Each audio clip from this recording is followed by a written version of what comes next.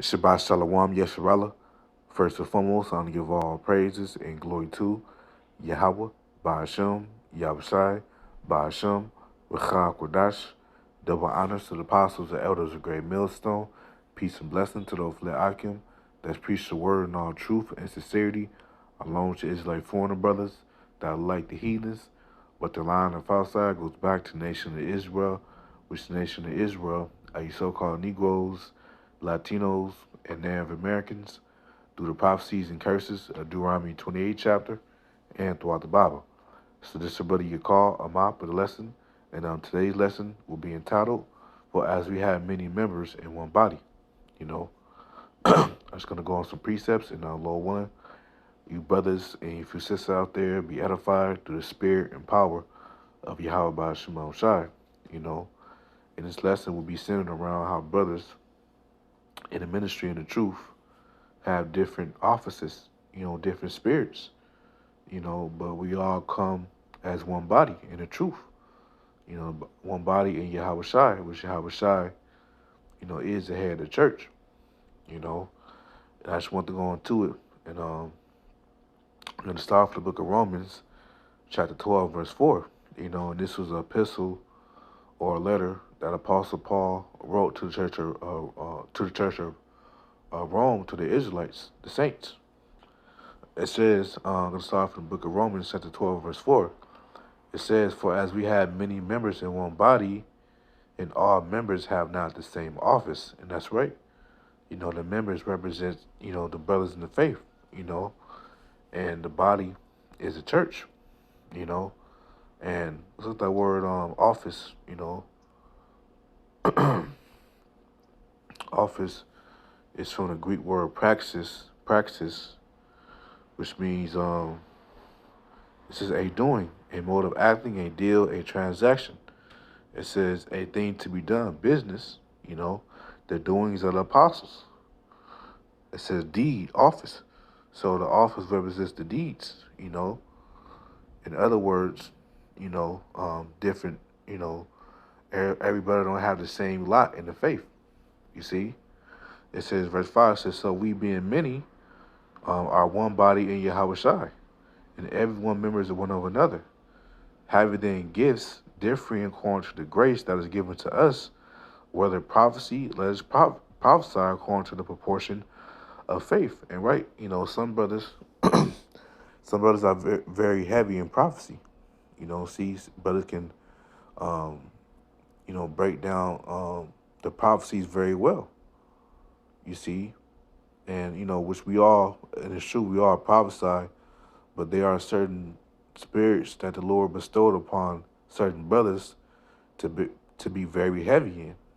You see, and that's a gift, because um, everything is a gift from Yahweh by Shemosai.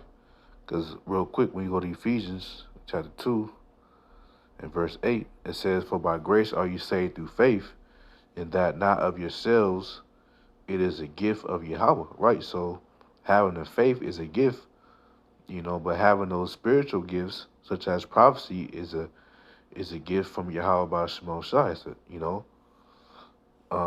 we're going back to Romans 12 and verse 7. It says, "Or ministry," which ministry, let's look it up. Ministry, I know minister means to serve.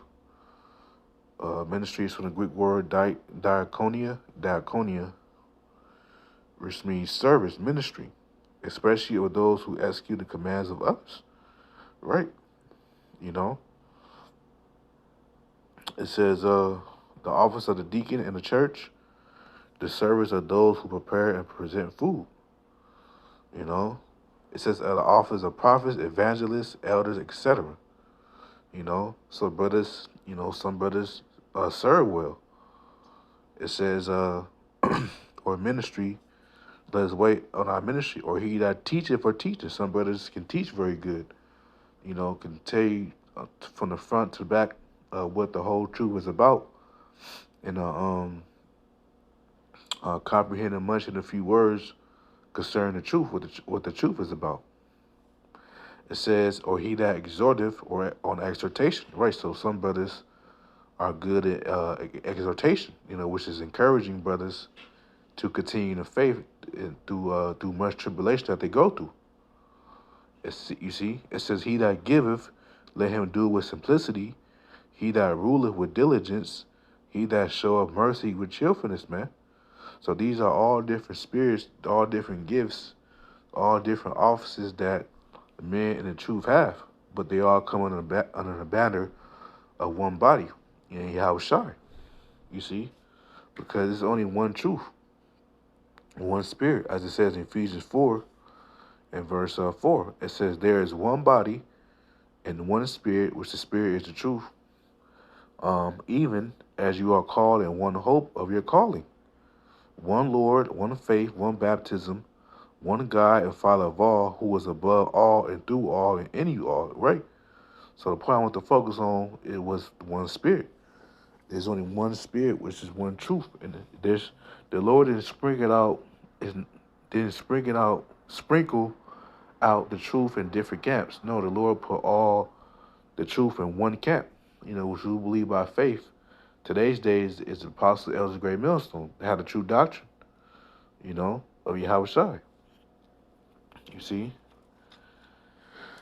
Now let's go to because Apostle Paul he reiterated what he said in Romans, what I just read in 1 Corinthians 12, but just wanted to bring out when you read verse 14 in 1 Corinthians 12. It says, for the body is not one member, but many, right? So the body is not just one member, one individual. It's many, because it's many Israelites in the faith, many Israelites in the church. It says, verse 15, if the foot shall say, because I am not the hand, I am not of the body, is it therefore not of the body? Right. The foot is of the body. You see, and everything works together on one accord. It says, verse 16, and if the ear shall say, because I am not the eye, I am not of the body, is it therefore not of the body? And you need your eye, man. You need your eyes. Because if you don't have your eyes, you're blind. You can't see. So keep going. It says, verse 17, if the whole body were an eye, where were the hearing? If the whole were hearing, where were the smelling? Right. But now have Yahweh set the members, every one of them in the body, as it had pleased him. Right. So the Lord has different members in one body, and they all function on one accord, just as your actual body does. For example, you wouldn't be able to walk right if you didn't have your pinky toe, which we may look at it now as if it's insignificant, the pinky toe, but once it's gone, then you will realize how important it was when you had it. You see, and that applies to individual in the truth that they may not have a big portion of faith, or they may be they may not be high and mighty in the truth, but that brother is needed for something. You see, rather it be for as we read earlier, exhortation or discerning the spirits, or just encouraging brothers, man, that brotherly love, which we all have that, but certain brothers, have very, very great brotherly love, man, than others. It says, we'll keep going, verse 18. It says, but now have Yahweh set the members, every one of them in the body, as it had pleased him. Verse 19, if they were all one member, where were the body? But now are they many members, yet but one body. And an eye cannot say unto the hand, I have no need of thee, nor again the head to the feet, I have no need of thee. Right. It says, nay, much more those members of the body which seem to be more feeble, which is weak, are necessary. So members of the body, we're brothers, because some brothers is weak in the faith, meaning they don't have a strong portion of faith than others. But that brother is necessary in the faith. You see, like I brought up the example earlier, just as your your pinky or your toes or your hand. You know, once that goes missing, you're gonna know like, dang, I really did need that. So the same thing for other brothers in the faith, man. For for uh for weaker brothers in the faith. And Apostle Paul says, he that is weak in the faith receive ye. So you're supposed to receive the weak brothers in the faith. You know, then that brother over time, that brother gets built up to have a stronger spirit, to be more better in the truth. You see, it says, and those members of one of the body which we think to be less honorable, upon these we bestow more abundant honor, and our uncommon parts have more abundant comeliness, right? So, you know, just because a brother, you know, in the truth, he may seem less honorable, you know, he may not get talked about a lot, but that brother, you know, is needed, you know, because at the end of the day, the Lord deals with the underdogs, man, you know. So you can't, you know, you can't just cast that brother out because he seems insignificant. Because once you do that, you're gonna know that he was needed to the church. He was needed in the body, you know. So yeah, I can also make a lesson on that. You know, for we have many members in one body. Just want to, you know, go into it and how there are different brothers in the faith. You know, different spirits. You know, and we all come under as one in the body in Yahweh Shai. You know, and we can't, you know, from this, you know, we can't think ourselves higher than any other brother, man. We gotta be humble. Which there is a order, there is a levels to this thing, as apostles always say. Well, you all gotta be humble. You see, as it says in Romans 12:3, it says, "For I say, through the grace given unto me, to every man that is among you, not to think of himself more highly than he ought to think." Right. So we're not supposed to think of ourselves more highly than we ought to think.